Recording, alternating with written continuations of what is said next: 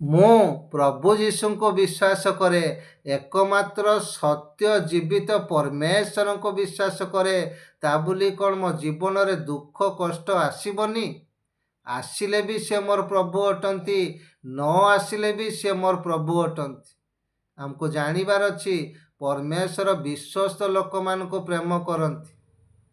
କିନ୍ତୁ ଆଜିକା ଜଗତରେ ଅନେକ ଲୋକମାନେ ଯେତେବେଳେ ପ୍ରଭୁ ଯୀଶୁଙ୍କ ନାମରେ ନିନ୍ଦା ତାଡ଼ନା ଆସିଥାଏ, ସେମାନେ ପ୍ରଭୁ ଯୀଶୁଙ୍କୁ ପରିତ୍ୟାଗ କରିଦିଅନ୍ତି, ସେମାନେ ପ୍ରଭୁ ଯୀଶୁଙ୍କୁ ଭୁଲି ଯାଆନ୍ତି। ଆମେ ସେହିପରି ସ୍ୱାର୍ଥରେ ପ୍ରେମ ନ କରୁ।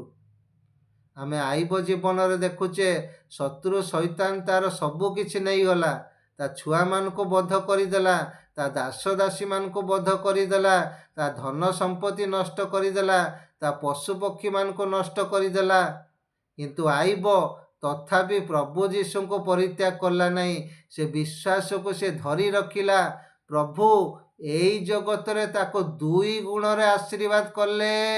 ମୋର ଭାଇ ଭଉଣୀମାନେ, ଆମେ ସତ୍ୟ ଜୀବିତ ପରମେଶ୍ୱରଙ୍କୁ ବିଶ୍ୱାସ କରୁ ବୋଲି ଦୁଃଖ କଷ୍ଟ ଆସିବନି ତା ନୁହେଁ, ଆସିବ।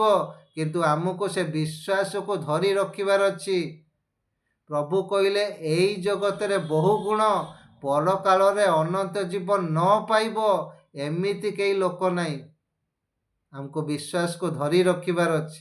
ସମସ୍ତଙ୍କୁ ପ୍ରେଜ୍ ଦ ଲର୍ଡ।